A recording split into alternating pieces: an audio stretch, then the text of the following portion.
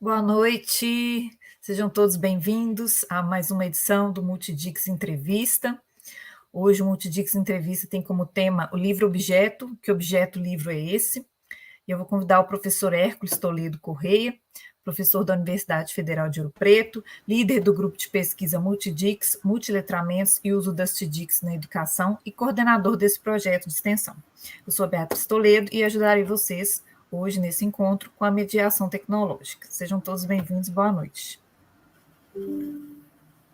Boa noite, internautas, boa noite, pessoas que estão aí para nos prestigiar, boa noite, pessoas que estão aqui para ouvir esse papo gostoso que a gente vai ter hoje, esta noite, com a Juliana Pádua e a Maria Laura, duas convidadas super especiais, tá?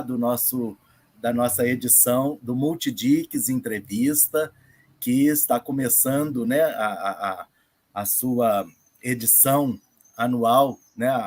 Estamos recomeçando as nossas edições de 2022, tá? Agora nesse momento que a universidade, né, retoma suas atividades presenciais, mas nós continuamos com esse evento que foi pensado para funcionar online e para divulgar trabalhos, pesquisas relacionadas aos diferentes tipos de letramento.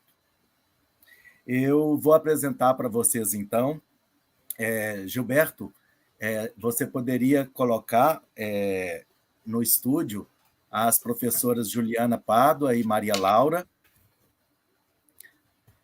A Juliana Pádua, ou apenas Ju Pádua, participa de vários grupos de pesquisa de literatura para crianças e jovens, atua também como formadora de professores, é resenhista de obras literárias, é arte educadora, é assessora de projetos e consultora pedagógica. Já trabalhou como professora da educação básica e de graduações, é recém-doutora em literatura e foi orientada pela professora Marisa Lajolo, que é uma das maiores especialistas em literatura para criança aqui no Brasil. É coautora de 12 livros, alguns deles premiados. Mora na cidade de Cotia, né? Uma cidade coladinha em São Paulo, né? Na capital. A Maria Laura Pozzobon Spengler também é pesquisadora na área da literatura infantil e professora na Universidade Estadual para o Desenvolvimento de Santa Catarina, né? A Universidade para o Desenvolvimento do Estado de Santa Catarina, a UDESC, em Florianópolis. Ela atua como formadora de professores e é doutora em educação também pela Universidade Federal de Santa Catarina. Foi orientada pela professora Eliane Debus, também, né, uma das grandes pesquisadoras na área da literatura para crianças no Brasil. É importante ressaltar, né, que Juliana e a Maria Laura são parceiras em vários trabalhos e super amigas. Hoje eu não deixei de... Eu mesmo queria falar isso, tá? Porque outro dia eu fui apresentá-las e não disse, né, dessa parceria, e mais do que parceria, dessa amizade delas já há alguns anos. Eu cheguei depois na vida das duas, né? Mas eu também me considero parceiro e parceiro, colega e amigo, né, de ambas. Eu estou aqui com um livro que foi organizado pela Maria Laura, pela Eliane Debus e pela Fernanda Gonçalves, chamado Livro Objeto e suas artimanhas de construção. É um livro que foi publicado em 2020 e trata desse assunto, né? Quer dizer, nós vamos conversar aqui sobre alguns assuntos, né? Mas um dos principais assuntos é a questão desse fascinante objeto que é o livro-objeto, tá? Eu, então, agradeço novamente a presença dos espectadores no nosso canal do YouTube. Eu peço que aqueles que ainda não se inscreveram, que se inscrevam no canal, ativem o sininho para serem lembrados dos nossos eventos, deem likes, né? E agradeço, né, a toda a equipe que está por trás desse evento, né? Temos uma bolsista, que é a Mariane, temos a Beatriz Toledo, que é minha orientanda, já nos finalmente aí da dissertação de mestrado dela, hoje encaminhou para a banca, né? Agradeço principalmente aí o Gilberto, né? o servidor técnico do SEAD, que está nos apoiando, e agradeço também as outras pessoas do grupo Multidix, bolsistas e voluntários que estão fazendo este evento acontecer. Ao final do nosso bate-papo, eu vou abrir as perguntas para os internautas, mas enquanto isso, vocês podem ir interagindo com a gente aí por meio do chat do YouTube, né? E enviando seus questionamentos e as suas opiniões. Então, bem-vindas, Maria Laura e Juliana, né? Conhecendo vocês, eu sei que teremos hoje um bate-papo muito produtivo e espontâneo, né, sobre literatura, sobre livro para crianças e, mais especificamente, sobre os livros objeto, livros brinquedo e, por que não, também livros de artista. Então, nós vamos começar lá do comecinho, né? Maria Laura é uma catarinense de Gaspar, que fica do ladinho de Blumenau, né? E a Juliana, como eu disse, né, é uma mineira, aliás, eu não tinha dito, ela mora em Cotia, mas ela é uma mineira residindo em São Paulo, né? E como é que aconteceu esse encontro de vocês aí, né? E como é que foi se consolidando esta parceria? Queria ouvir vocês falarem um pouco sobre isso. Boa noite, Hércules. Boa noite, Beatriz. Boa noite a todo mundo que está nos assistindo. Maria Laura, mais uma vez. É que a gente se fala o dia inteiro, né? Eu falei bom dia ou boa noite, gente? Acho que foi bom dia. É boa noite, tá? Já estou me perdendo, é boa noite. Você não está na Austrália, não, né, Juliana? Não, é que a vida anda um pouco louca, realmente. Mas está quase lá, está virada há 3 dias já. E é um prazer imenso estar aqui falando de algo que eu gosto muito, ao lado de pessoas que eu muito admiro. E eu gostaria de contar, sim, mas eu queria que a Maria Laura se apresentasse antes, lógico, né? Cumprimentasse as pessoas, mas eu queria começar o proseio, como foi. Oi, boa noite, pessoal. Boa noite, Ju. Boa noite, Hércules, querido. Boa noite a Beatriz e o Gilberto, que estão aí nos bastidores, né? Todo mundo que está aí. Tem uma porção de gente querida, eu vi a Eliane aí, vi a Alice, as meninas de Itabirito, que a gente já conheceu segunda, as nossas queridas que estão sempre junto, né, com a gente quando a gente apresenta. É uma alegria sempre estar com as pessoas que a gente gosta, falando sobre as coisas que a gente gosta, né? Eu passo a palavra para a Ju, que ela vai contar como é que a gente se conheceu. Então, foi assim. Não vou dizer nem que foi mais ou menos assim, foi assim. Em 2009, estava num evento no Colin, Campinas, junto com um grande amigo que é o Cristiano. E aí o Cristiano disse, vamos até ali para prestigiar o lançamento de um livro da Eliane Debus? Então, só conhecia de nome. Falei, vamos sim. Chegando lá, estava a Maria Laura, que era orientanda do mestrado da Eliane. A gente começou a conversar, vimos um monte de coisas afins. Alguns meses depois, eu já estava na casa da Maria Laura, participando de um evento organizado pela Eliane, que era o Celige. Era em que cidade que era? Tubarão ou era Floripa mesmo? Não, foi Floripa, foi na Palhoça. Palhoça. E alguns meses depois, a gente viajava juntas para Évora, e desde então nós nunca mais nos desgrudamos. Mas como que foi esse encontro ali, né? Maria Laura chiquérrima, como sempre, assim, maravilhosa. A Eliane sentada, né, ali, autografando os livros, e ela em pé. E aí o Cristiano, tudo bem, tananã, essa aqui é a Juliana, que está fazendo mestrado com a gente lá na USP. Aí essa pessoa, assim, simplesmente conversou comigo como se fosse a minha BFF. E daí, então, nos tornamos melhores amigas para sempre, forever. É lindo, não é? A gente conheceu, a gente viajou, na mesma noite a gente saiu juntos para jantar e foi divertidíssimo. A gente dá muita risada junto, além de toda a parafernália teórica, porque a gente filosofa o tempo todo, né? são áudios intermináveis que viram podcasts e que viram trabalhos, porque a gente vai produzindo coisas, né? E isso em 2009 e a gente continua. Lá naquela época não tinha WhatsApp. Então, de vez em quando aparecem lembranças do Facebook e é muito engraçado, porque a gente conversava pelo Facebook, todo mundo lia as coisas que a gente falava, né? E hoje com o WhatsApp ficou mais seguro e mais secreto. Época, eu dizia, né, o Facebook era muito fofoqueiro, né? Porque às vezes eu faço questão de fazer algumas fofocas assim.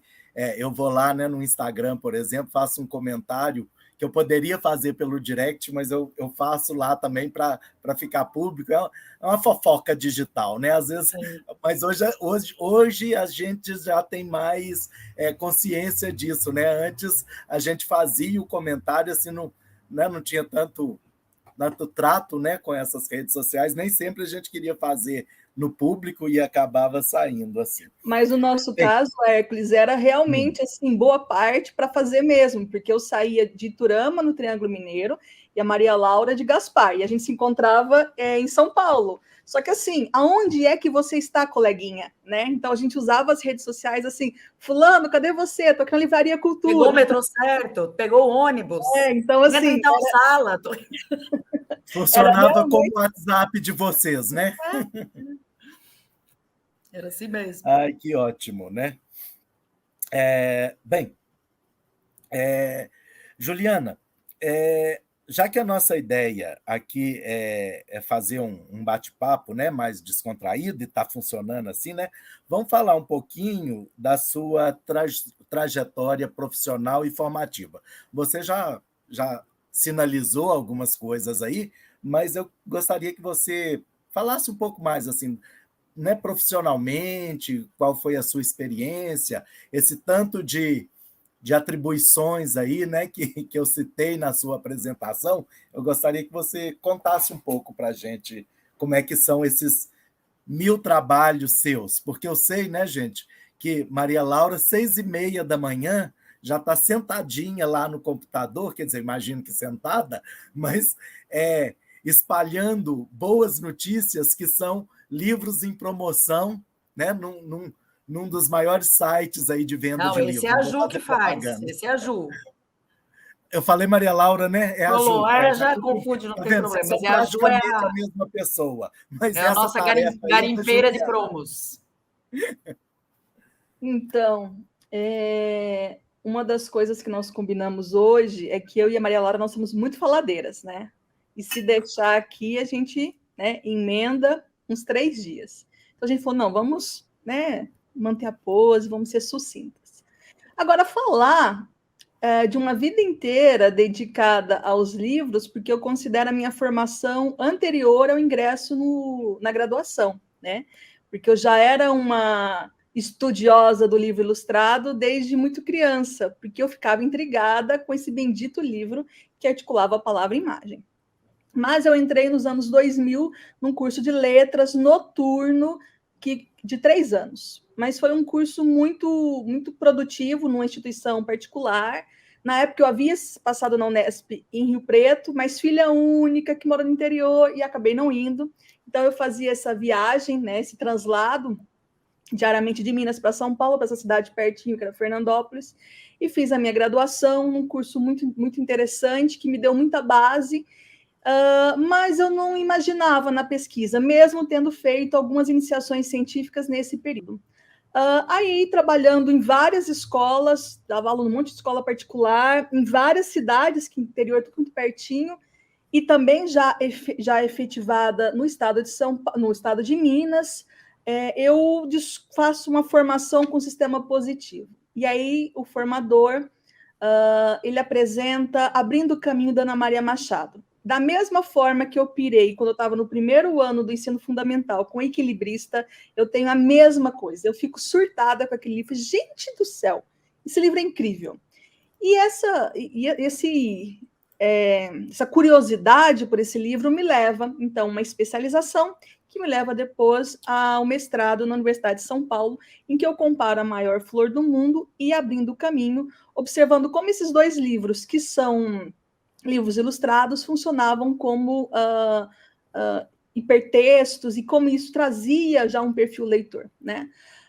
Só que, assim, eu sou pesquisadora, acho que de natureza, né? Porque o pesquisador é um sujeito curioso e eu sou por demais, mas eu sempre gostei muito da sala de aula, muito. E já logo depois que eu me formei, eu fui trabalhar com formação de professores, como oficineira e tudo mais que esse mundo, né, permite o contato, o encontro com outras pessoas. Então, logo que eu terminei o mestrado, eu não tinha tanto interesse de fazer doutorado, ser professora universitária, nada disso, não fazia parte dos meus planos. Os meus planos sempre foram: vamos partilhar o pouco que a gente sabe e vamos construir junto uma educação melhor, né? Sempre foi esse projeto. E aí, nesse meio do caminho, eu conheci um professor num evento também de Floripa, lá organizado pela Maria Laura e pela Liliane, e fiquei apaixonada. Falei, gente, quero misturar tecnologia com literatura, sala de aula, ensino médio, vou prestar no Mackenzie. E eu prestei, e esse professor, pouco tempo depois que eu cheguei a prestar, ele morreu, né? Aí, mais uma vez, né? Não quero mais fazer. E aí, nessa vida, dando muita formação, eu lembro direitinho que eu estava numa formação em Três Lagoas, esqueci o nome da universidade lá, não, UFTM, tá, na Universidade do Mato Grosso, lá de Três Lagoas, Mato Grosso do Sul, né? E aí, eu li um livro da Marisa Lajolo, que era aquele literatura, a nova história, que fala sobre tecnologia. Falei, gente do céu, gostei por demais desse trem. E aí, procurei a professora Marisa Lajolo, prestei o processo, passei, apresentei o projeto para ela, que tinha um caráter que ia pensar nos livros interativos digitais. E legal, entrei, passei, comecei, a vida foi por aí. Mas, nesse meio do caminho, eu me apaixono pelos livros interativos analógicos, que é o objeto da minha pesquisa, né? Então, para não contar tudo de uma vez, né, para deixar para as próximas perguntas, o que eu quis dizer é que, desde sempre, me interessou essa produção literária, né? Ali, essa nova literatura que já surgia quando eu era criança, nos anos 80, né? Essa nova produção, esse novo objeto novo. Depois, com o tempo, eu fui me interessando cada vez mais pelos livros interativos, pelas questões ligadas à tecnologia, tanto que eu tenho várias formações e toda uma escrita, toda uma produção ligada à educomunicação, metodologias ativas. Então, eu sou uma pessoa que ama literatura infantil, que ama sala de aula, que nunca imaginou, quer dizer, nunca imaginou exagero, mas que não tinha grandes pretensões para doutorado, e cá estou eu. Muito bem, muito bem. E você, Maria Laura, como é que foi? Conta para a gente um pouco dessa, né, a sua história e esse seu envolvimento nesse mundo. Eu sempre fui uma leitora, assim como a Ju, né? Eu sempre li muito, infância, adolescência, né? O livro da minha vida se chama Amor em Tempos de Cólera, que foi o livro que me arrebatou quando eu era moça. Gabriel Garcia Marques. Gabriel Garcia Marques. E a vida vai dando sempre umas possibilidades de caminhos diferentes, né? Eu terminando o terceirão, porque eu não fiz curso normal, né? Não fiz magistério, eu fiz terceirão científico e prestei o primeiro vestibular para comunicação. Eu fiz a metade do curso de publicidade e propaganda, porque eu gostava muito da escrita criativa, né? Sempre tive facilidade para escrever. Mas no meio do curso, eu acabei casando, engravidando, e as coisas mudaram de caminho. Me surgiu a oportunidade de fazer pedagogia. E eu cursei pedagogia. No primeiro ano, já comecei a dar aula quando eu fazia pedagogia, né? Porque ele ainda não existia uma lei que dizia é obrigatório a faculdade para dar aula, né? E comecei a dar aula, e quando eu caí dentro da sala de aula, eu disse, danou-se, né? Daqui a gente não consegue mais sair, não tem jeito. E me formei em pedagogia, fiz uma primeira especialização em gestão escolar, porque na época era assim a possibilidade de até aumentar o salário um pouquinho, né? Então a gente nem pensava muito no que. Nessa primeira pós tinha uma disciplina de literatura infantil. E eu já dava aula, já tinha um acervo da minha filha, né? Que sempre foi uma criança que leu muito também. E eu arrumei a briga com a primeira professora na pós. No momento em que estava o auge da leitura do Harry Potter, e a professora disse que a gente não podia mostrar livro de bruxa para criança, porque incentivava a bruxaria. Lógico, depois eu percebi que tinha um caráter religioso, né? Que maquiava essa ideologia nesse lugar. Então, eu pensei, reprovei na disciplina. Não reprovei, mas quase, porque a briga foi feia, né? E eu não tinha, nessa época, nenhuma pesquisa teórica a respeito disso, né? Passei anos dando aula para crianças de educação infantil, dos anos iniciais, especialmente terceiro ano, e começou a me instigar muito a questão da literatura, né? Porque fazia formações, eu trabalhava numa escola que trabalhava o sistema positivo. E daí aparecia muita formação dos professores dizendo assim: olha, a gente não deve mostrar as ilustrações dos livros para as crianças, porque a gente corta a imaginação da história quando a gente dá a imagem e a ilustração pronta. E aquilo começou a me cutucar profundamente. Eu disse, não, peraí, tem alguma coisa aí, não está legal. E comecei a querer estudar mais sobre isso. Fui lendo algumas coisas, tive acesso a uns textos da Eliane, na época, né? Descobri que a gente morava perto e que ela estava dando aula num curso de pós-graduação. Mandei um e-mail para ela, bem mitidona, assim. Ela disse, não, presta a prova, depois a gente conversa, né? E quando eu prestei e passei na prova do mestrado, fiz a entrevista com ela, ela me sugeriu, então, de repente, a gente trabalhar o livro de imagem, que era um livro que eu já usava muito, né? E o mestrado, então, eu comecei a estudar muito a ilustração nessa época, por conta, através da semiótica, que foi uma coisa muito difícil para mim, porque como pedagoga, eu não tive disciplinas de letras, né? Então, as disciplinas de linguística eu fiz todas no mestrado, e aquilo foi assim, noites e noites viradas para tentar compreender essa questão toda das possibilidades significativas, né, da leitura. E me aprofundei na leitura da imagem. E, diferente da Ju, que não tinha essa ideia acadêmica, eu sempre tive. Então, quando eu parei de dar aula para criança, fiz o mestrado, eu disse, eu quero dar aula na universidade. E logo em seguida já emendei, e nesse meio tempo, com a Ju em São Paulo, então eu fiz algumas disciplinas que depois tiveram validade para o meu doutorado com a Eliane lá em São Paulo, né? Vi um outro mundo também, porque a USP é um outro lugar, né?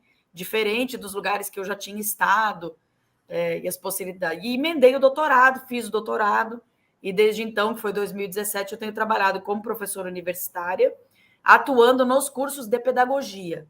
E trabalhando com a área de literatura, às vezes eu demoro um pouquinho, né? Na UDESC eu demorei um pouquinho para me encaixar na disciplina de literatura, né? Porque as pessoas não conhecem a gente. Tudo.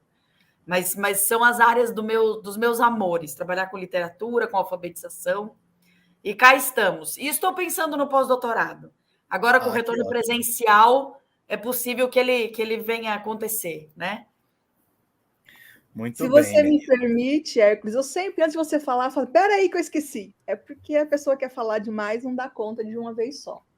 Eu me lembrei, a Maria Laura falando, né, como que eu morava em Minas, fazia o mestrado, ia e voltava, 10 horas de viagem para ir, 10 horas para voltar, trabalhava lá, e aí uma amiga, meu marido já estava em São Paulo, ela falou assim, nossa, você é a cara da minha escola. Eu falei, legal, o dia que tiver oportunidade me fala.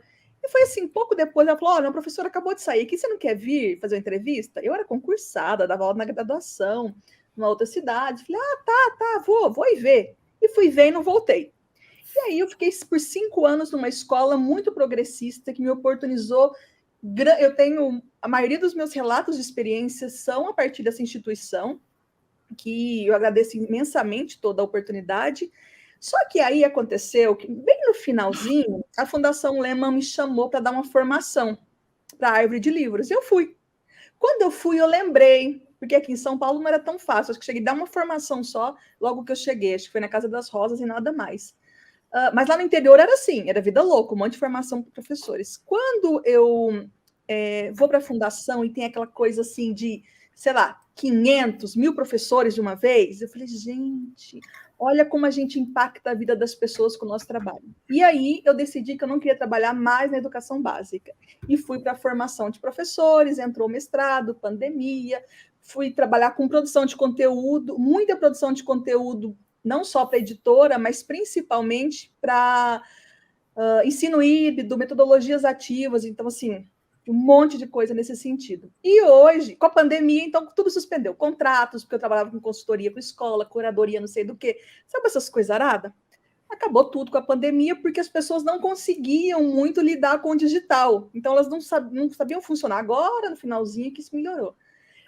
Aí eu aproveitei, foquei na tese, mas agora, nesse retorno, né, porque eu fiquei quase um ano sabático, afastada, eu estou trabalhando, então, com mini cursos, com oficinas, coisas produzidas por mim mesma. Porque até certo tempo, o que eu fazia? Eu prestava o meu serviço para as instituições.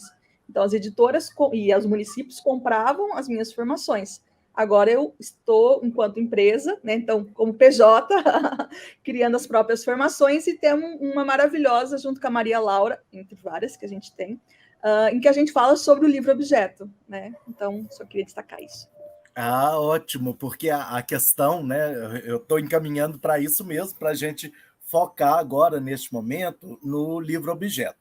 Né? Então, eu vou apresentar uma questão para vocês duas, e pode ser o momento também, eu sei que vocês separaram aí alguns livros-objeto, para mostrar também para os internautas que estão nos assistindo. Né? O livro-objeto transcende os limites tradicionais dos livros comuns, né? Baseados principalmente no texto verbal. Este elemento pode ser visto, antes de tudo, como uma obra, né? Uma obra artística visual. De que forma a leitura de um livro-objeto pode contribuir para o desenvolvimento da criança? E como vocês veem a recepção do livro-objeto pelo leitor adulto? Loli, começa você. Eu começo? Então tá. O livro-objeto, ele sempre nos causou muita curiosidade, né? Eu acho que a Ju deixa isso muito claro, né, lá na tese dela, sobre que a gente pensa que é uma coisa muito contemporânea, né? Diz, é desses últimos anos. E não, ele tem uma história, né? Que vem sendo constituída. Então, a importância da gente estudar. A Juliana e eu, isso começou a nos cutucar, eu acho que quando a gente começou a aprofundar a questão do livro ilustrado, né? Quando a gente percebe o livro ilustrado, isso há 10 anos atrás, né? As primeiras publicações que foram traduzidas pela nossa querida Kozak Naif, que até então não tinha, né, desses livros, desses autores como a van der Linden, a Sophie van der Linden, ou ela mostrou lá Na Noite Escura, do Bruno Munari, depois ela mostra, né, que é um livro que não é de hoje, né, ele não é publicado agora.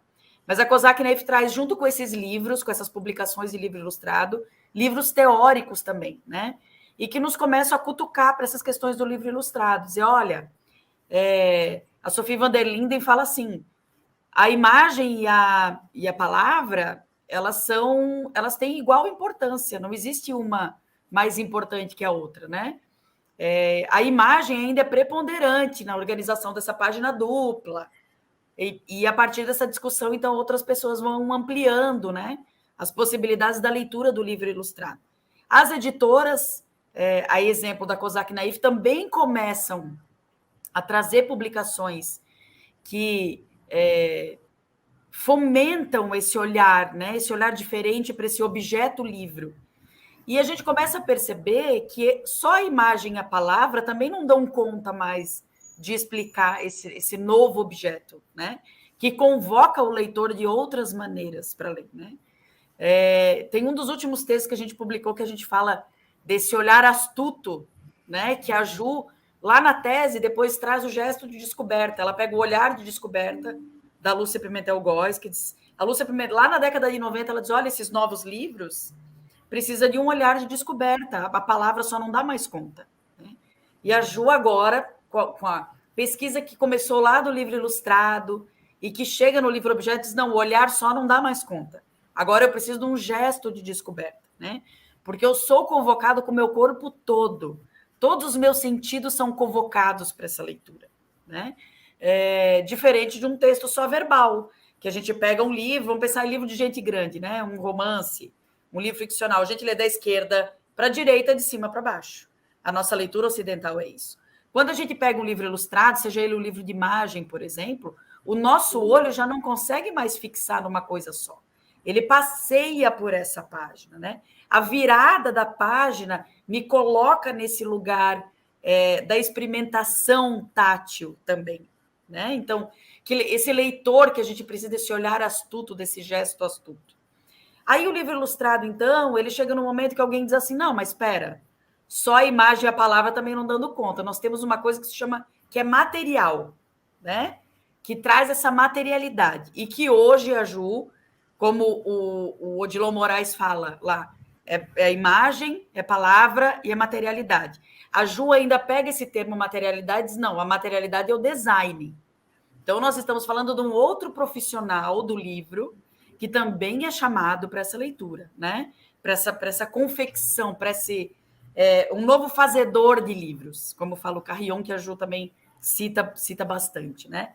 Então, quando a gente pensa na ideia do livro ilustrado e toda essa teoria que vai se ampliando, a gente chega nesse livro objeto, que como a gente sempre fala, e a gente falou segunda-feira para as meninas de Itabirito, né?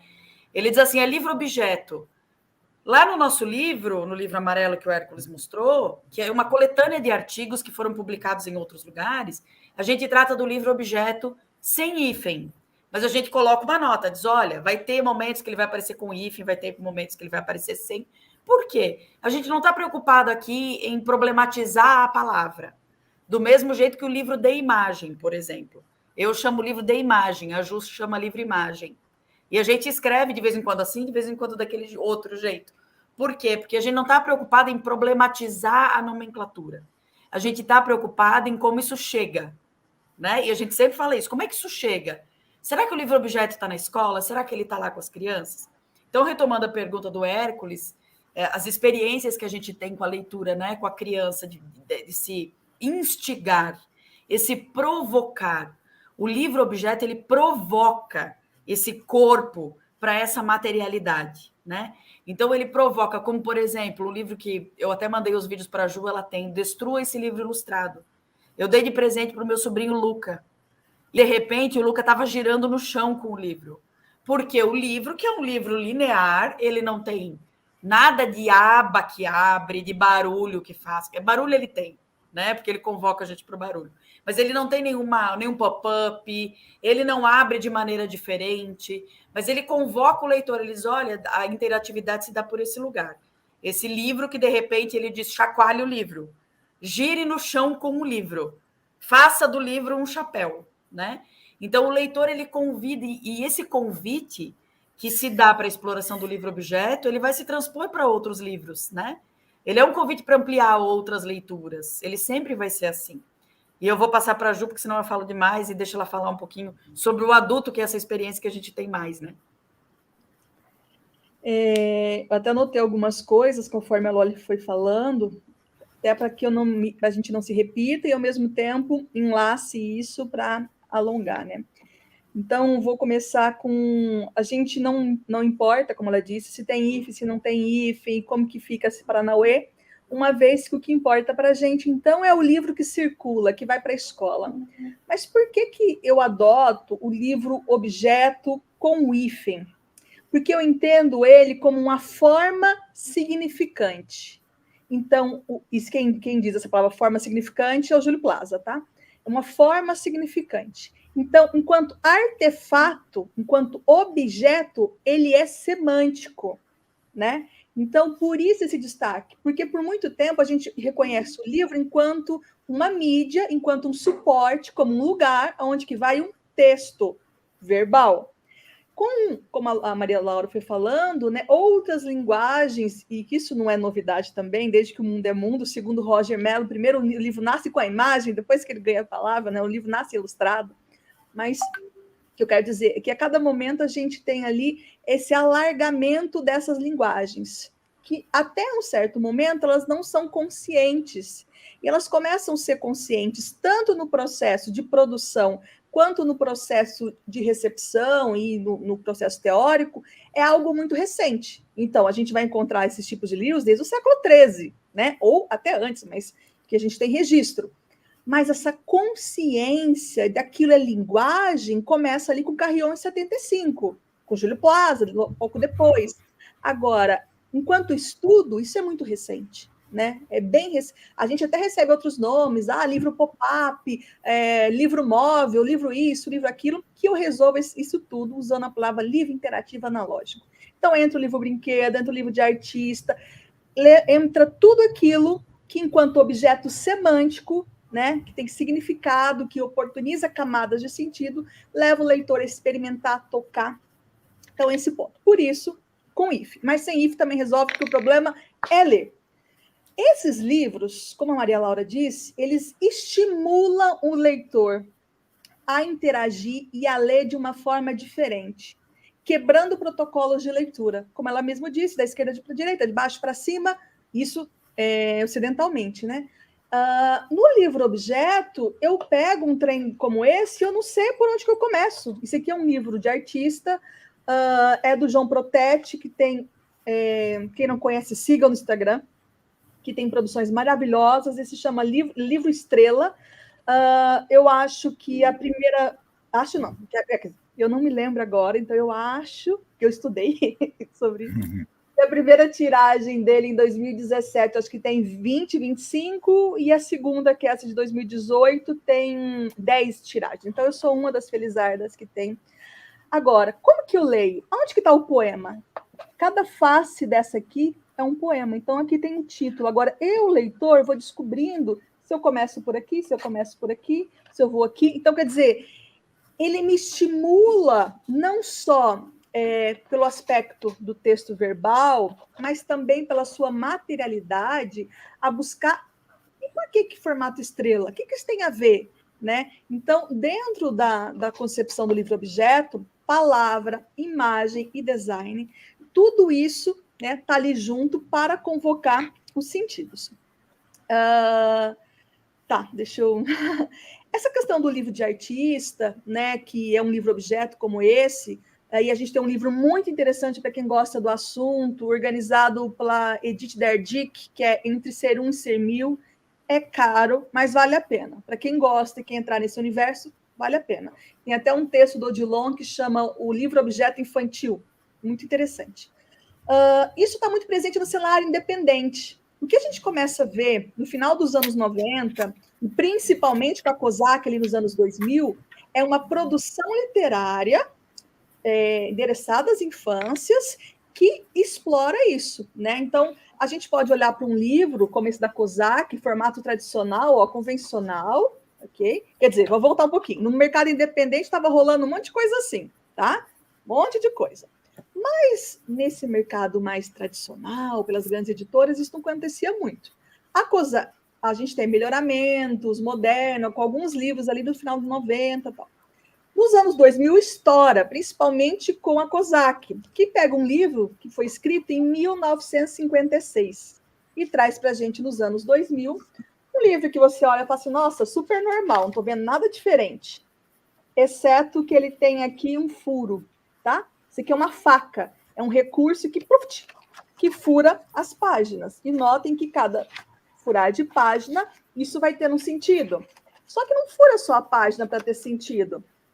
Em determinado momento, muda-se não só a gramatura do papel, a grossurinha, mas também o tipo de papel que a gente vai criando sobreposições. Mas não mudam só as sobreposições. Surgem outros papéis, outros recortes. E o leitor, no tateio... Então, notem, eu tenho a palavra, eu tenho o texto verbal, eu tenho a imagem, mas aqui a disposição, a escolha... de um furo, de um tipo de papel, de uma cor, cada um desses elementos compõe. Por isso que eu chamo isso de materialidades. Para mim, a tipografia é materialidade, o traço, a cor do desenho é materialidade, e principalmente os elementos constituintes, a dobra em um livro, o fitilho, cada um desses elementos. Mas a gente pode pensar que isso também é impactado de outra forma que não seja simplesmente no formato ou na escolha do papel, mas também na dimensão e no corte do livro. Então, a gente tem um livro inclinado, e o fato dele ser inclinado é importantíssimo. Hoje esse livro está pela Ciranda Cultural, não tem capa dura, tá? muda a tipografia, muda algumas coisinhas. Para quem lê e compara, vai ter muita diferença. E notem que tudo aqui vai escorregando na página. Então, o fato do livro ser cortado meio assim faz com que esse carrinho de bebê ele corra pelas páginas. E dessa forma, isso muda todos os nossos protocolos de leitura. A gente nem sabe por onde começar com alguns livros, né? E isso já era sinalizado para nós dos estudos literários, como Maria Laura já disse, pela professora Lúcia Pimentel Goss, no livro Olhar de Descoberta, que ela fala que existe um objeto novo, né? Ela fala, são livros que exploram elementos grafotipográficos. Então, ela já estava observando que a palavra e a imagem, elas iam se imbricando ali, construindo uma outra instância de leitura, né? E como a Maria Laura disse, eu alargo um pouco essas discussões dela, dizendo, bem, não é só um olhar que percebe que eu tenho uma cor ali, uma fonte diferente, mas que ele também toca, né, o corpo inteiro numa performance ali, explorando isso.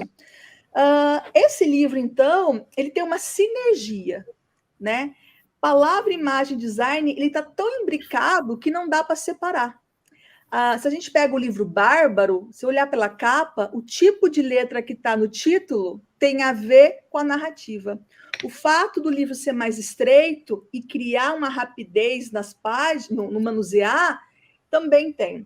Eu não vou falar aqui, porque não dá tempo, mas uma das coisas que eu discuto na tese também é que, além das materialidades, nós temos as imaterialidades, que são coisas que não estão lá no livro, assim, dizendo assim, presta atenção nisso, isso quer dizer isso, mas que aquilo só surge no contato com o leitor, tá?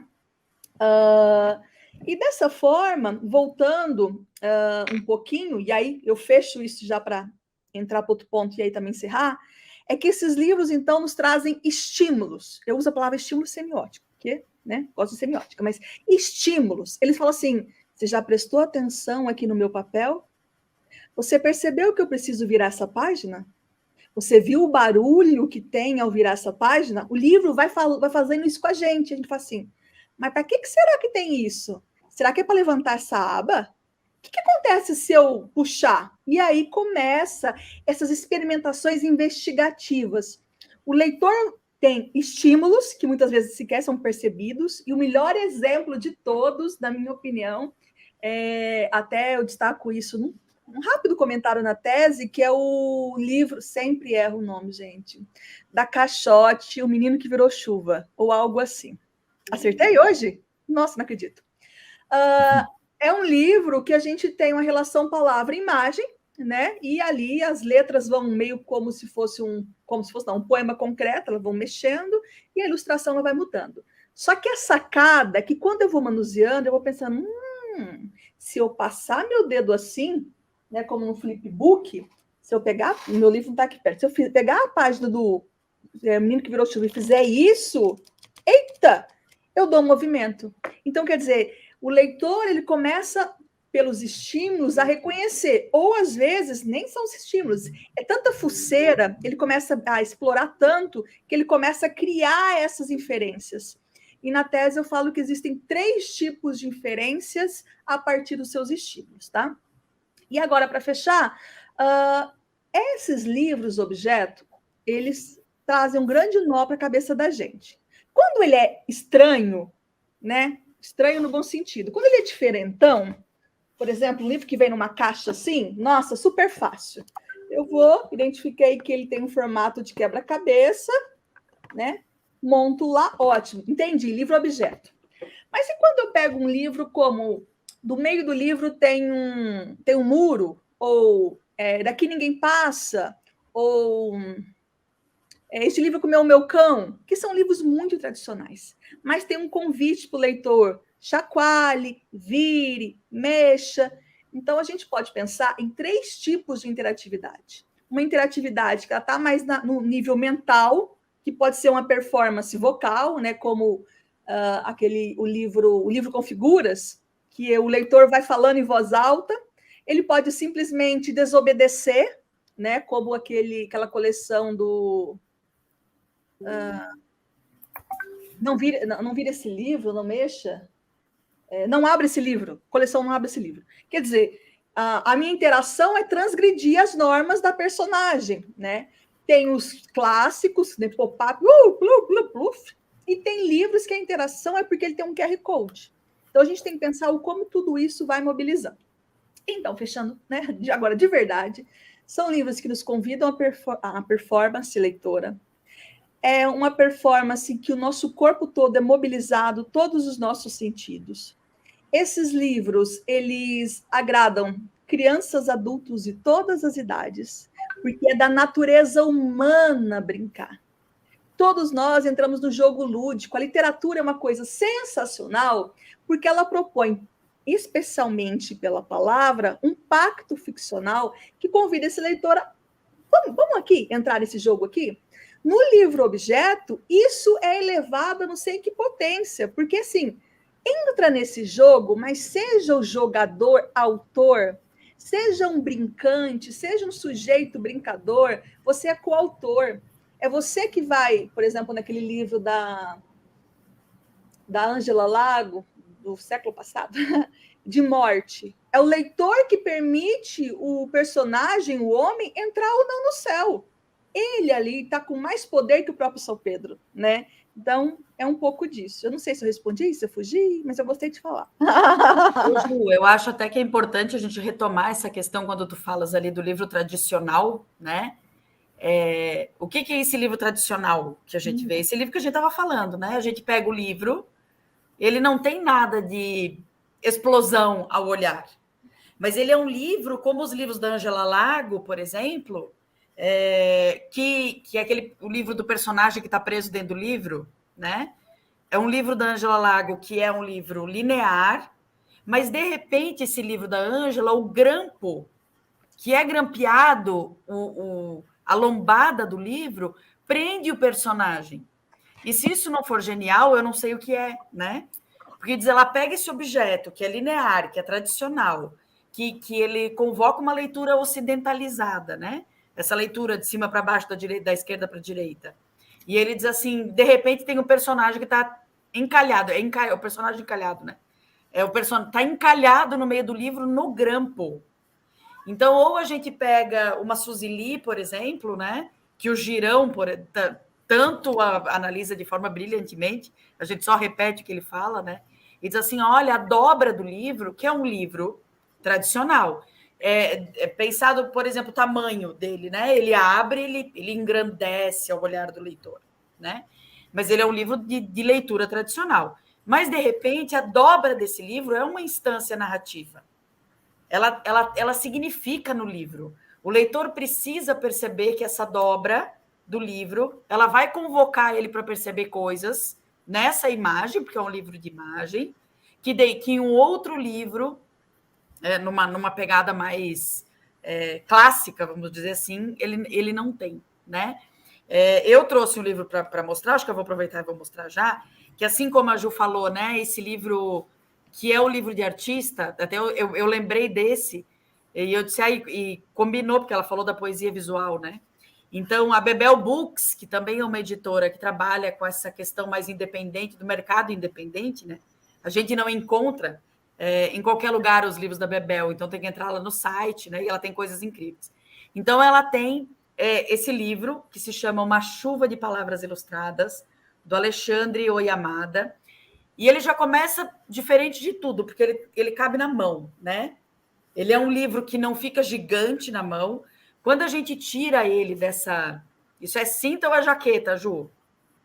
Luva. Luva, viu? Ó, cinta, jaqueta, luva. A gente encontra 2 outros objetos. Então, nós temos o livro do Alexandre, que diz Uma Chuva de Palavras Ilustradas. Então, a gente pode ver aqui, quando a Ju fala assim da tipografia, é sobre isso que a gente está falando. Ó. Então, a própria letra, a escolha tipográfica do Alexandre para elaborar a capa desse livro, ela tá significante, né? Porque são palavras que se transformam em chuva. Então, o livro é um livro de artista, feito manualmente, costurado e colado manualmente, e depois ele traz, então, um outro livro que é o convite para o leitor para interação, que ele diz que é um mar de palavras ilustradas. Então, ele traz a chuva e ele traz o mar. Observe a tipografia, né? A escolha tipográfica, a chuva e o mar. E nesse livro, então, o Alexandre, ele nos convida a pensar a forma como a própria palavra, o desenho das letras, é semântico. Então, como aqui na palavra umbigo, ou aqui na palavra seios, ou todo outro livro como a palavra Natal, ou a palavra imaginar. Olha a singeleza disso, que coisa mais maravilhosa, né? E ele vai fazendo esse livro, então, a cambalhota ou o malabarista, trabalhando de novo, né? Com os acentos, ou o equilíbrio, né? Ou o cair. E o segundo livro, ele convida a gente para fazer isso. Eu vou mostrar para vocês que eu tive experiência com crianças e jovens e adultos numa oficina há um tempo atrás, e eles desenharam no meu livro. Então, a palavra colher, ou a palavra olhos, ou a palavra água. Isso aqui foi com adolescentes, tá? Então, eram crianças de 14 e 15 anos. Então, a palavra lápis, que é a ideia da brincadeira, né? De transformar isso em imagem, né? A própria palavra. Olha a palavra balanço e a palavra tropeço, né? Então, de pensar o objeto, que, como a Ju falou, às vezes é grande, ele explode nos olhos, né? Ele nos convoca com o corpo para abrir, para se distanciar, para se aproximar. E um livro pequeno como esse, que cabe na mão, também faz isso, né? De diferentes formas de interação. Ô, Ju, tem uma pergunta para você aí, ó. Eu já vou responder, mas eu quero destacar um ponto aí que a Maria Laura pegou, que eu acho muito interessante. A gente está falando das diversas materialidades que são possíveis, né? Quando o livro é diferentão, isso é muito fácil de identificar. Mas quando você pega um livro assim e fala assim, nossa, esse livro é normal, né? Só que quando você abre, ele tem aqui dentro dele uma folha de acetato listrada. E eu, leitor, sou responsável por transformar isso aqui em duas coisas. Só que notem, vamos ver se deu certo. Eu transformo numa lua e eu transformo num croissant. Vou pegar um que dá para ver melhor. Que esse aqui é bem bom. Eu tenho uma lâmpada e eu tenho uma pera. Só que notem que aqui eu não posso fazer outra coisa a não ser pera, lâmpada, pera, lâmpada, pera, lâmpada, pera, lâmpada. É um livro objeto, ele tem a sua linguagem objetual, só que o espaço de interação do leitor é desse tamanhozinho, ok? Quando eu pego um livro como esse, que é o A, do Peter, é um livro de adivinhas, eu tenho adivinha aqui, né? O que é o que é? Quanto mais cresce, menos se vê. Aí você vira a página, óbvio, imagina que a resposta está lá, e aí eu tenho outra adivinha. O que é que entra na água e não se molha? Você fala assim, meu Deus, gente, comprei um livro estragado. E aí, de repente, você olha e fala assim, a página não está refilada, não tá cortada, bem estragado, vou lá reclamar. Só que é aí que você fala, peraí. Se eu pegar o meu dedo, vou tentar fazer assim de lado. Se eu pegar meu dedo e eu fizer assim, eu vou descobrir que as respostas estão aqui dentro. Então, é polissensorial. São livros que convocam os meus olhos, a minha percepção motora, sensória, toda afinada, peraí, aonde que eu leio, está estragado, não é assim. É assim. Então, cada vez que eu vou ler, isso vai modificar. E, no caso aqui também, a gente não tem muito espaço para o leitor criar, no máximo para ele perceber como ele vai fazer isso.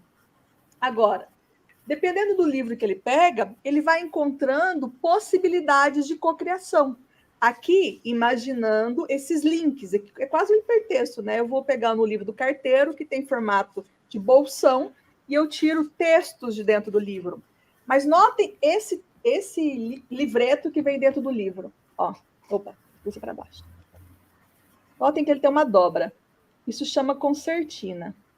Quando o livro tem esse buraco aqui, ele chama livro túnel. Por quê?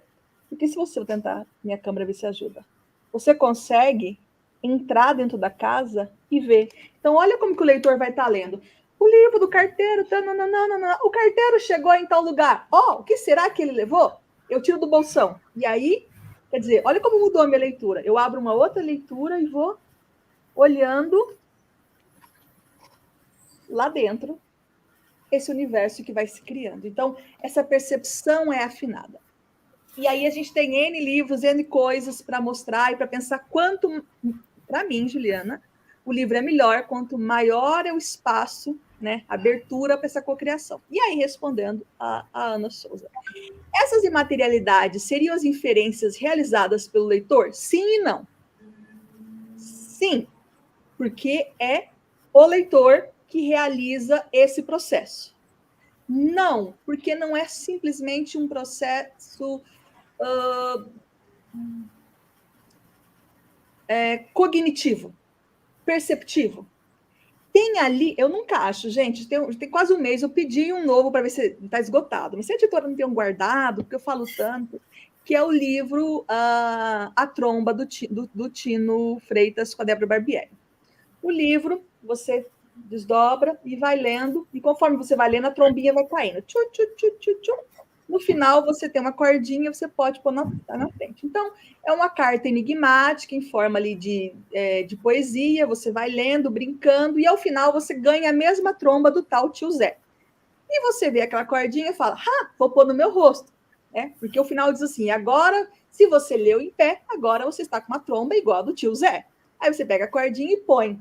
Na hora que você pega a cordinha e põe, o livro tem um código de barra, estilo esse. Aí eu vou pegar o livro, vou pôr na minha cara. Olha o que aconteceu.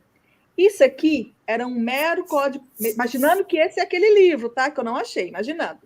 Isso aqui é um simples código de barras, tá? Para eu achar o ISBN, para o povo lá saber que livro que é esse. Só que na hora que o leitor coloca ele aqui, isso aqui transforma-se, então, numa imaterialidade. Não existia o bigode. Não existia o bigode. Existia um QR Code. Existia um código de barras, né? Mas ao colocar aqui, isso é. Mas eu também posso pensar nas imaterialidades como processos inferenciais. Por exemplo, quando eu pego... Sabe o livro da... Lola, se eu tiver fácil aí, da Ângela Lago, Cena de Rua?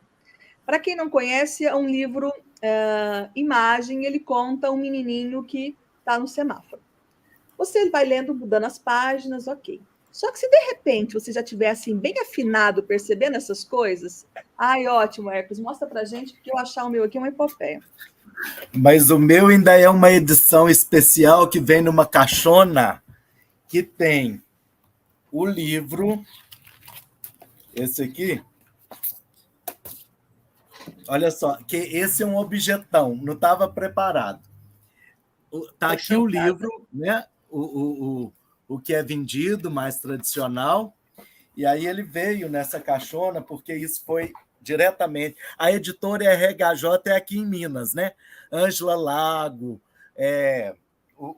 a Ângela Lago é mineira, a RHJ é daqui, e ainda veio com o Rap de Rua, que é um livro, de certa forma, complementar, Cenas de Rua, 50 textos vencedores, que foi de um projeto um projeto pedagógico que foi usado à época, tem o projeto aqui, e ainda um CDzinho. Sabe? E a inveja batendo aqui, como que faz? Nós vamos trocar, porque eu morro de inveja de um tanto de livro que você tem também. Nós vamos fazer igual aqueles meninos que trocavam figurinha. Aí eu vou, manipulo, filmo e aí te devolvo. Mas Hércules... na caixona. Nossa, eu tô apaixonada nisso. Faz um favor para mim. Pega aquela página do livro, do Cena de Rua, em que o menino encontra a velhinha. Não é aquela que encontra a mãe com a criança, não. É anterior, da velhinha. E abra o livro totalmente assim, ó. O 180. Tá. Desse jeito, por gentileza. A Alice também falando que tá com inveja. Ai, gente, Hércules se benze hoje, porque, nossa senhora, bateu uma inveja aqui.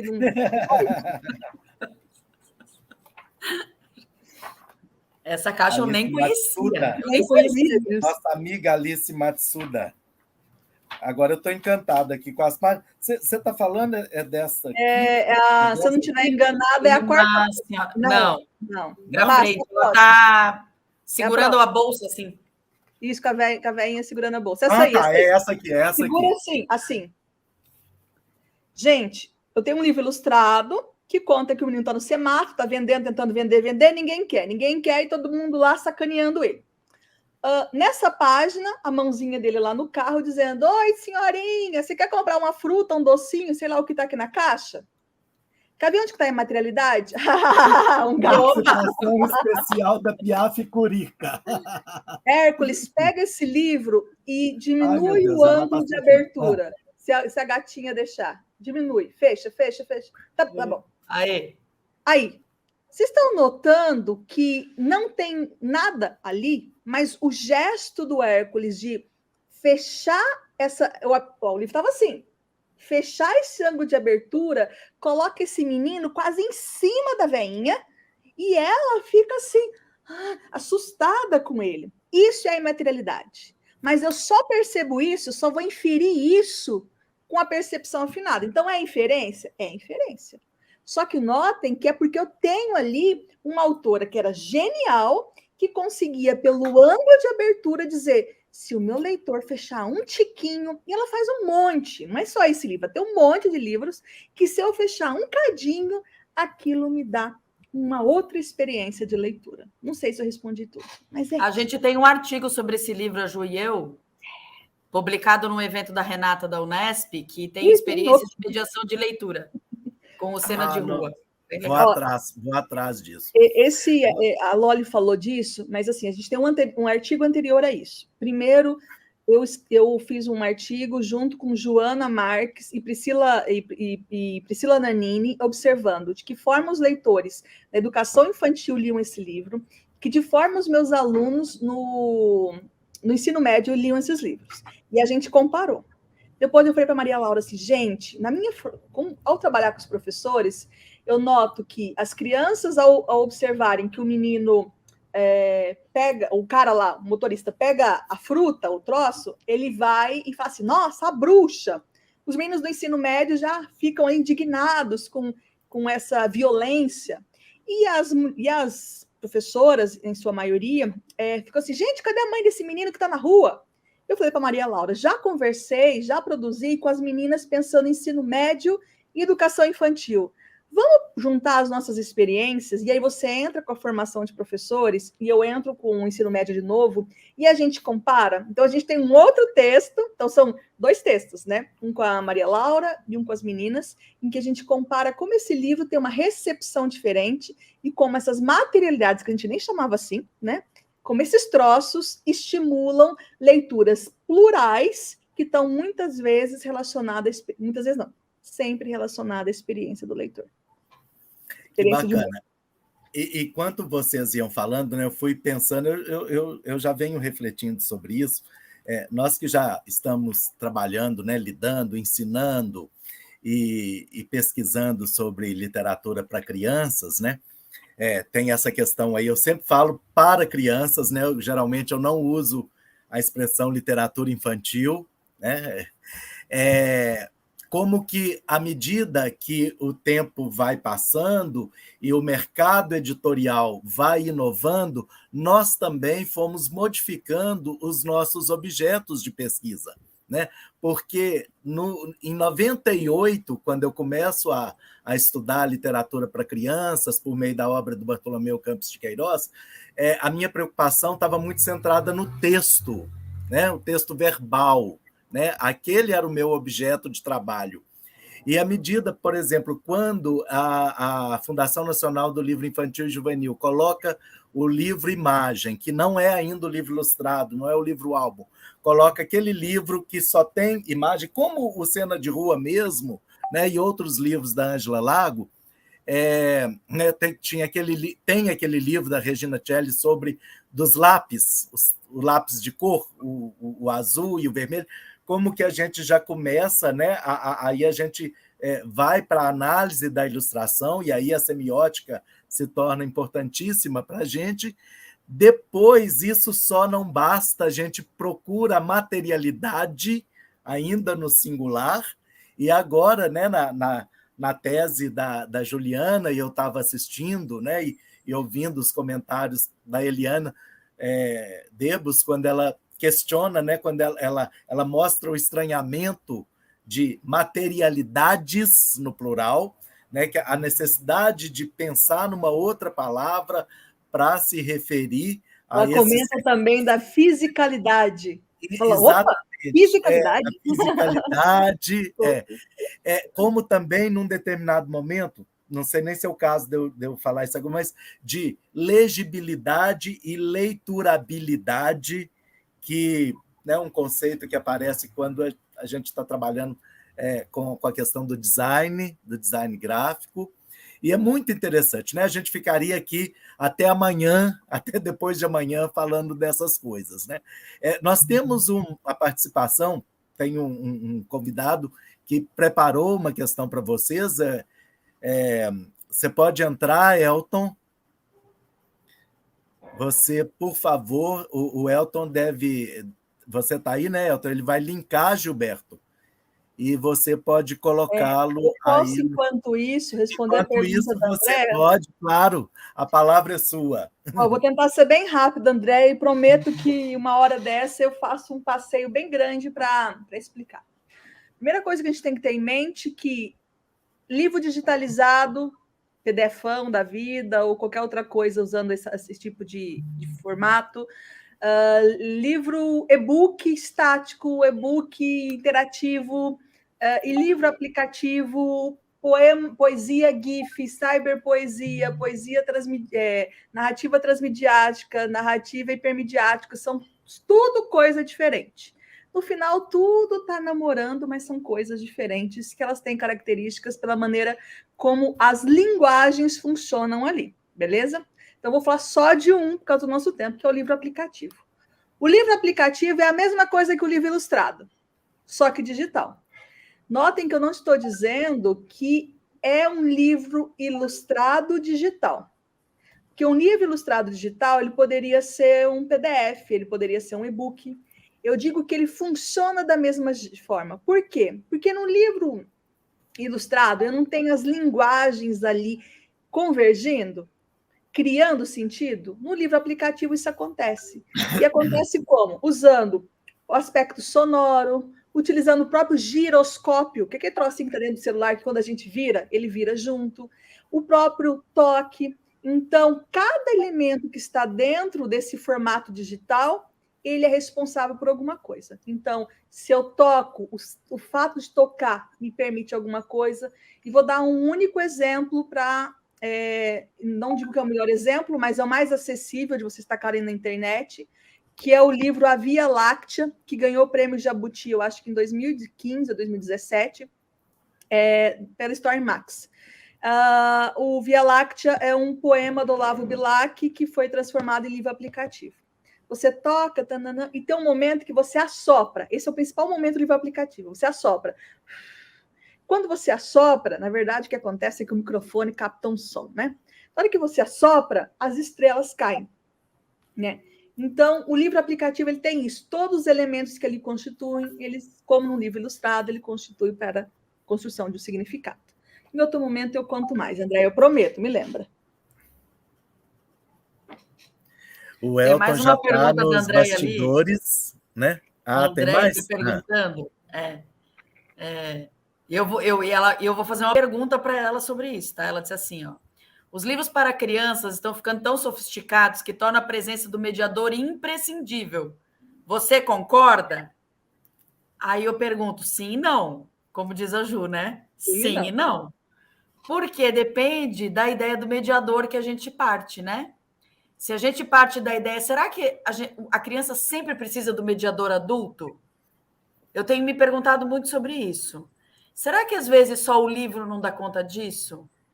E as outras crianças? Às vezes uma experimentação de uma outra criança pode ser convidativa para o restante. Então, acho que, para não aprofundar também, mais uma pergunta, né, para a Andréia.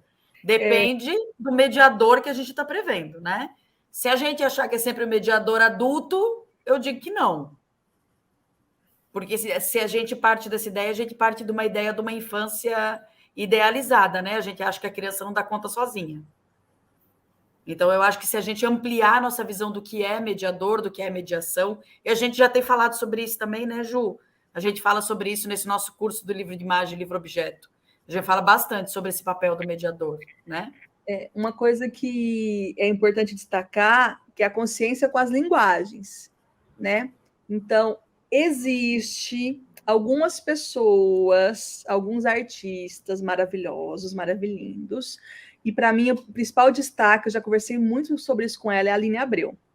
A Aline Abreu cria no seu projeto literário uma tal forma que o leitor ele tem elementos que dizem assim: você já prestou atenção nisso? Ele não tem um mediador que convida a olhar, não tem quer dizer, ele não precisa necessariamente de um mediador que convida a olhar, que convida a conversar, porque a própria maneira como o projeto é colocado, ele já oportuniza isso, né? Então, eu concordo com a Maria Laura, sim e não, mas há livros que existe uma consciência maior que diminui o papel do mediador como sujeito, aspas, iluminador. Aquele que vem dizer, preste atenção nisso que você não viu. Porque preste atenção nisso que eu estou querendo que você preste. Que você veja, né? Que você preste atenção. Estou querendo que você veja isso. E fora isso, aquele mediador assim, eu quero que você converse sobre isso comigo, que você olhou ou reconheceu nesse texto. Mas isso aí é papo para outro momento. Chama o Elton. Isso, o Elton já está nos bastidores, vai entrar. Por favor, Elton, se apresente. Boa noite. Meu nome é Elton Correia de Matos, sou bibliotecário da UFOP, né, integrante do grupo de pesquisa Multidix. E como o Hércules, né, falou, tem uma pergunta aqui para fazer para a Juliana, né, e para a Maria Laura. E antes contextualizar, né? Como bibliotecário, né, essa parceria importantíssima, né, do bibliotecário com o professor, principalmente na nossa área de atuação, que é na periferia de Ouro Preto, né, com o carro de biblioteca, né, uma biblioteca itinerante. Então, a gente trabalha, né, normalmente com o livro convencional, mas, por ser, né, uma população mais carente, o sucesso é tremendo. E aí eu começo a imaginar, né, o sucesso que vai ser, com certeza, utilizar o livro-objeto. Né, como você falar da questão do lúdico, né, não vai começar, né, não tem por onde começar. Né, então, é o elemento surpresa, né, que vai fazer com que essas crianças, né, tenham mais ainda, né, um incentivo. Então, a minha pergunta é o seguinte, né, para as duas, né, principalmente para essa comunidade mais carente, qual seria a indicação de vocês para acesso a esse livro? O mercado editorial, ele possibilita? E se tem alguma experiência aí que vocês trabalharam aí com esse público que nós atendemos, né? Que infelizmente tem muito no Brasil ainda, né? As pessoas que não têm acesso ao livro, né? É o didático, como a gente sabe, mas o literário, né? Ainda bem que temos, né, esses projetos que é bastante que vai até essa comunidade, né? Como você falou, né? Sempre na relação dialógica, né? De ir, mas também complementar com aquela cultura que tem naquela comunidade. Então, assim, falei muito, mas o que eu gostaria de ouvir muito de vocês era isso. Né? O que vocês poderiam indicar, principalmente a questão do acesso, né? O que o mercado editorial tem de acessível.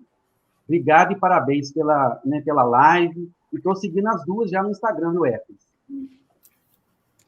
Ótimo. Loli, quer começar? Começa. Elton, o nosso trabalho, meu e da Juliana, ele parte muito desse lugar do público, né? Da escola pública, do envolvimento. O Brasil ainda não tem essa cultura da compra do livro, né? E o que chega normalmente nesses lugares são esses trabalhos de políticas públicas, né? Então, existem algumas redes e prefeituras, né, municipal, estadual e federal, que se preocupam com isso, mas a nível federal, por exemplo, que é o lugar que chega nas escolas públicas, nós temos uma política que Também não dá para a gente entrar no mérito disso, porque senão vai mais uma noite inteira de conversa, né? Então, essas políticas públicas que têm desmerecido, né, esse papel da literatura. Um exemplo muito claro, por exemplo, o PNLD literário, né, que está sendo agora o movimento para a escolha da educação infantil. A gente fala tanto dessas materialidades, os livros escolhidos para o PNLD literário não têm, porque eles têm duas possibilidades de formato, eles têm que ter a mesma capa, a mesma gramatura de folhas, o mesmo tanto de palavras por páginas, que isso, dependendo da idade das crianças, muito voltado à faixa etária também, né? Com a questão das temáticas já selecionadas por conta da base nacional. Mas a minha sugestão para ti de acesso é procurar o que tem de livro-objeto nas editoras maiores ainda, né? Mas não esquecendo das independentes, porque tem muita coisa muito interessante e bastante acessível, né? Então, assim, lógico, tem livro caríssimos, como a Juliana disse segunda-feira, né? Um livro feito à mão, um livro artesanal que custa R$90, mas nós temos livros nessas editoras como a Bebel Books, por exemplo, que encontra livro por R$40, R$50, que é o mesmo preço do livro pago na livraria, né? Então, de repente, o que a gente poderia pensar juntos é fazer, de repente, né, Ju, uma possibilidade de acervo de livro-objeto, né? De coisas que a gente ainda encontra no mercado, porque tem muita coisa que está esgotada. Eu acho que fornecer, né, isso enquanto possibilidade de compra de acervo mesmo. Né? Eu anotei aqui para não me perder, porque eu sou muito faladeira, né? E a gente já está bem chegada na hora. A primeira coisa é o seguinte: Jean Perrault, num texto muito legal, mas com um título muito estranho, que fala assim, aos meus amiguinhos leitores alguma coisa, ele fala sobre esse elemento surpresa nos livros vivos. Eu acho muito legal, porque, olha, livros vivos, né? Então, está pontuando quanto os livros objetos, os livros brinquedos, será que nome que eles chamam livros vivos, eles têm essa vivacidade nas mãos e no corpo do leitor, né? Então, eles causam uma surpresa literária. Esses livros com surpresas literárias, eles costumam ser caros, porque ele tem uma faca diferente, uma faca tanto para fazer o buraquinho, o furo, como uma faca para fazer uma dobra, né? Ele vai ter um papel de gramatura diferente, ele vai usar um corte diferente. Então, imagina, se ele pega um formato normal, às vezes cabe 2 ali. Às vezes, quando eu pego um outro, é um desperdício de papel horrível, o que encarece o livro. Mas, por outro lado, a gente já tem várias manifestações, né, de políticas públicas que olham para esses livros, e principalmente os livros independentes, como é o caso da última compra e das últimas compras da Prefeitura de São Paulo para o acervo das escolas. Eu fiz um levantamento, mas foi bem no momento da tese, então aquela coisa assim meio por cima, mas o que tinha de editora e produtor independente, que são duas coisas diferentes, mas assim, esses com pequenas tiragens, mais artesanais, que pela primeira vez na vida vai ter uma grande tiragem porque teve uma compra para governo, não tem, sabe assim, é uma coisa maravilhosa. Só que a gente sabe também que não chega em todo lugar, não é todo lugar que tem uma prefeitura como São Paulo com profissionais que olham e reconhecem nessa escolha esses livros, né? Então, o que eu sugiro? Vamos fazer livro, gente. O nosso aluno, ele precisa experimentar a linguagem objetual. Nós estamos no século XXI, ele tem que ter contato com a imagem, ele tem que ter contato com coisas que são interativas, ele precisa ter contato. Isso não quer dizer que ele vai ter o livro. Talvez é o professor o único que comprou lá com o seu salário desse tamanhozinho, um único livro. E ele até tem medo do menino pôr a mão, porque é único, pagou caro. O que é errado, gente.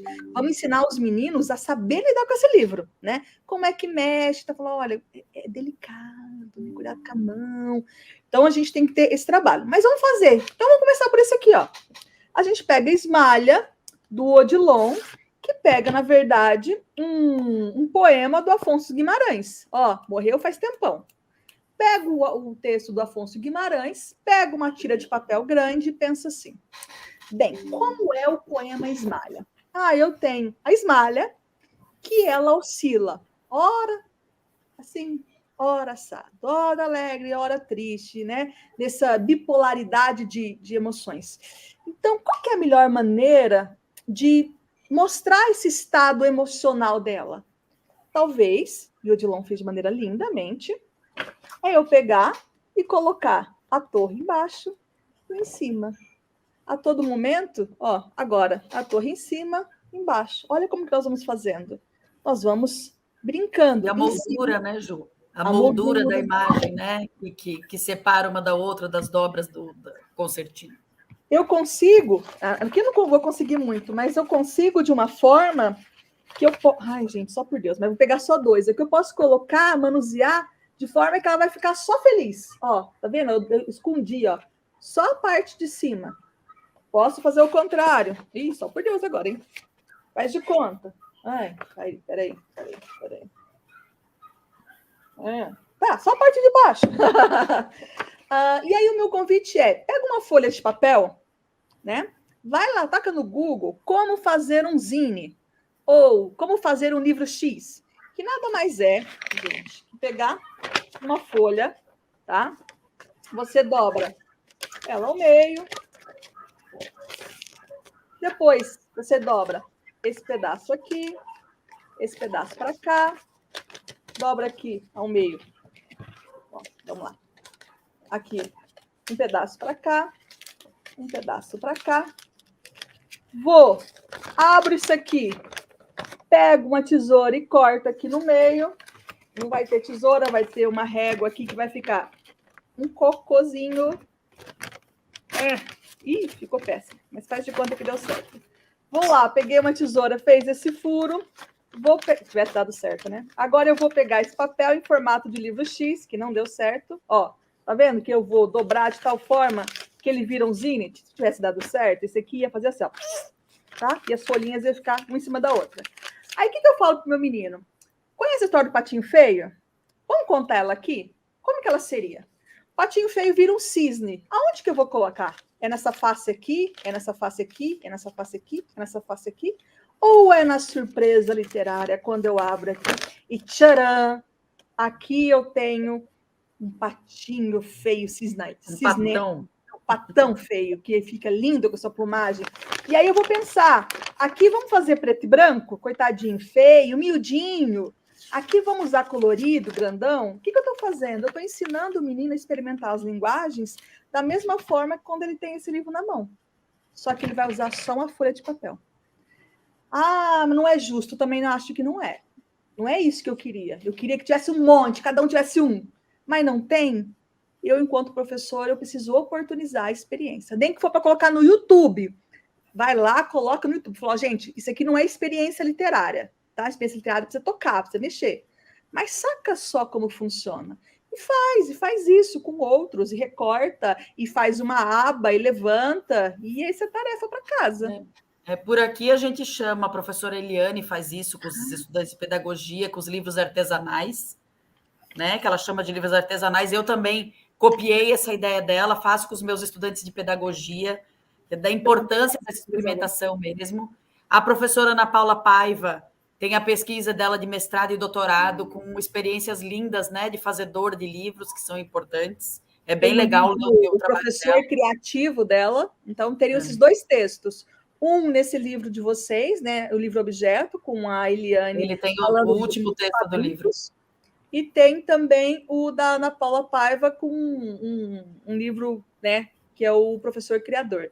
E aí tem várias ideias de como fazer. Eu acho, Elton, que essa é a saída para o momento. Quando a gente tiver melhores políticas públicas, teremos novas ideias. Gente, nós já estamos encaminhando para o final, mas... Pode falar, Elton. Desculpa, eu entrei no meio. Pode falar, Elton. É agradecer, né, pelas dicas que elas deram e a canja, né, inclusive, de uma oficina aí que, nossa, é o que nós vamos realmente implementar, né? Vamos batalhar, sim, para a coleção, né? Construir um acervo, né, do livro objeto, do livro ilustrado, e usar a criatividade, como a Juliana mostrou, né? Não precisa, assim, quando o recurso, né, escasso, né, usar a criatividade. Muito obrigado, gente. Olha só, na segunda-feira, quando a gente teve aquele encontro bacanão, né, do Café com Broa e Literatura Boa, que é o nosso outro projeto, eu mencionei num determinado momento, né, quando vocês falaram da Ana Paula Matias Paiva, que ela participará também dos 2 projetos de extensão nossos, mas que ela estava sumida. Aí, naquela hora mesmo, eu mandei um e-mail para ela, eu já a localizei, ela já está no Brasil, e já estou fazendo, né, vendo com ela, ela vai falar sobre livro-brinquedo e sobre os livros artesanais também. Né? Talvez ela até participe em 2 momentos diferentes, porque essa questão do livro-brinquedo, ela tem muita coisa para falar sobre isso, a tese de doutorado dela foi sobre isso, e ela já esteve no Multidix, apresentou para a gente, nós ficamos encantados com a participação dela, e ela tem todo esse trabalho com livros artesanais, que eu sei que a professora Eliane também tem, já há muitos e muitos anos. Quando eu dei aula no curso de letras, numa faculdade particular em Belo Horizonte, no UniBH, eu também tive essa experiência com os livros artesanais, a gente fazia versões de Chapeuzinho Vermelho, tipo Chapeuzinho Vermelho vegana, Chapeuzinho Vermelho na cibercultura e coisas desse tipo. Nós temos, eu tenho exemplos, modelos belíssimos, e a gente fazia com os alunos faziam com o material que eles tinham, né, usando a criatividade. Então, a gente pretende também explorar isso nos nossos trabalhos. E sobre políticas públicas, né, há a previsão também, eu já aproveito, estou fazendo questão de dizer isso, porque já ficando o convite aí para os próximos eventos, né? O Multidix Entrevista é aberto, né? Infelizmente, o outro ainda é só fechado para as professoras da Rede Municipal de Itabirito, mas em breve a gente vai fazer eventos abertos também, do Café com Bro e Literatura Boa. Eu hoje mesmo conversei já com a Andréia Klug, que está aqui presente, né, fez pergunta. No próximo mês, nós teremos a presença da Andréia, falando das políticas públicas, principalmente do PNBE, né, que ela trabalhou durante 15 anos no Ministério da Educação, cuidando dessa questão do PNBE. Nós tivemos a oportunidade de trabalhar juntos em diferentes edições, e vai falar um pouco também do PNLD literário. E ainda depois, mais para frente, nós vamos falar do famigerado Conta para Mim, né? Que é a política ou despolítica de leitura, né, desse atual desgoverno. Né? Não dá para ficar calado com relação a essas coisas. Né? Mas então, gente, esse bate-papo aqui está maravilhoso, assim, eu estou esquecendo do tempo aqui, a gente, né, vai olhando para os livros, vai ficando cada vez mais fascinado. Né? Eu tinha ainda mais uma questão ligada ao material digital, ao livro digital, mas, de certa forma, vocês já tocaram nesse assunto também. Convida a gente de novo, a gente vem falar. Pois é, vamos convidar mesmo, a gente tem que ter mais e mais parcerias, né, gente? Tem uma pergunta da Andréia que eu já respondi lá no chat, que a gente vai responder outro dia, mas é algo que também eu acho uma pauta muito interessante. A gente falou sobre o produtor independente, né, esse artista independente, falamos sobre editor independente. E dessa forma a gente tem os livros artesanais, ali como livro de artista, e tem os livros artesanais que não são livros de artista, né? E aí tudo isso muitas vezes se confunde, entra num balaio todo. E são coisas que merecem ser pontuadas, né? E em que momento essas coisas vão transitando, elas dialogam. Então a pergunta da Andréia que está na tela fica para um outro momento. E eu queria destacar, Hércules, que o pessoal que está nos ajudando aqui nos bastidores, foi colocado 2 links aí, né? Um link é da minha tese, onde que eu acabo trazendo essas discussões, que foi só um cheirinho, né? A gente sempre tem aquela sensação, putz, tinha que falar daquele negócio que era importante. Então, se alguém tiver interesse, está lá. Mas algo que é bem legal é que eu e a Maria Laura temos esse curso, né, sobre como mediar o livro-objeto, e tem o formulário lá para quem se interessar, mas também no mesmo formulário é possível se inscrever, no caso, comprar as gravações, de um outro mini-curso, só sobre Chapeuzinho Vermelho, como você falou.